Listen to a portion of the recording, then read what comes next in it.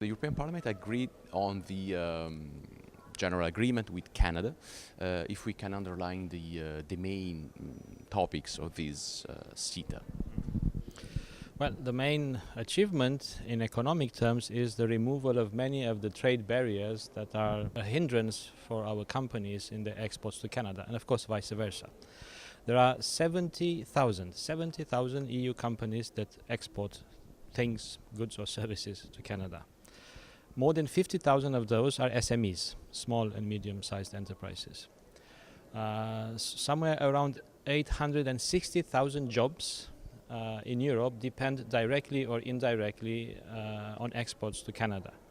Now, once we remove the barriers that are still there, common sense would suggest that many of these companies and other companies that are not exporting currently to Canada would be able to sell goods and provide services to Canada. And this will inevitably mean more jobs for those companies and for new companies that might take up this opportunity.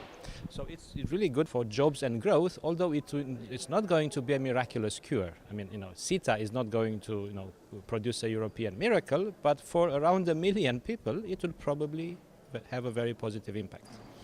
What are the expectations for SMEs, for example, or for a single professional?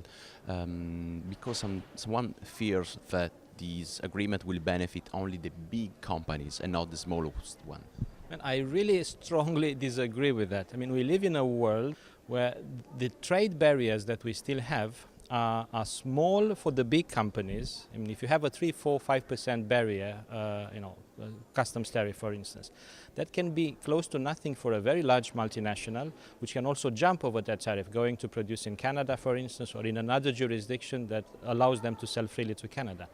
The barriers that we have now are big for the small guys, are big for SMEs, and are small, although of course they are the same, but in relative terms they are small for the multinationals.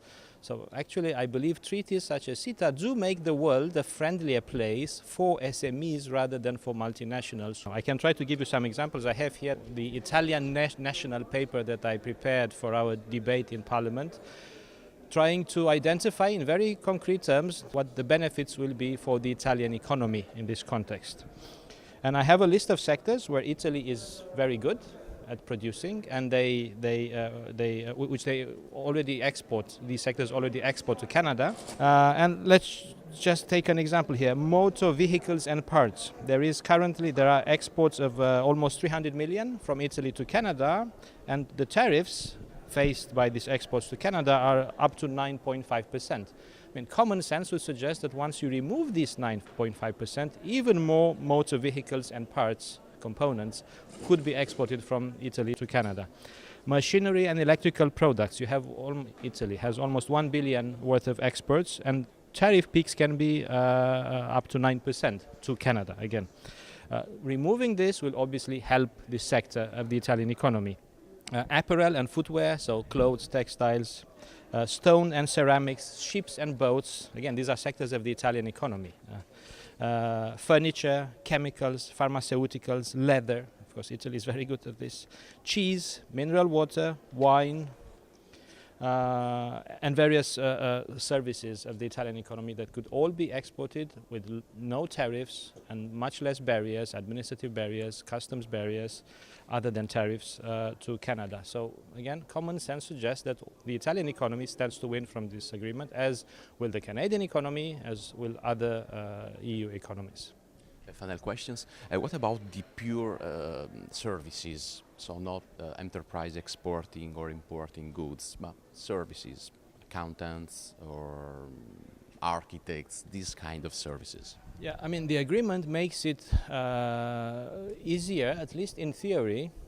It's not going to be very easy, but it will be easier than beforehand for regulated professions in the EU and Canada to achieve mutual recognition. And if I remember correctly, they are quite advanced in negotiating an agreement for the architects. I hope I'm not wrong, and definitely for crane operators. So mutual recognition of qualifications is made easier by CETA. Now it's quite complicated to get a visa to go and to provide a service which is part of a wider contract to Canada because the regime for temporary secondment of key personnel or of professionals is quite difficult, so it's taking time. If you sell a complex good, part of a contract, you need to be able to do what you promise in the contract, that you do the maintenance. If something goes wrong, you are there to fix the problem. CETA will help in that regard as well.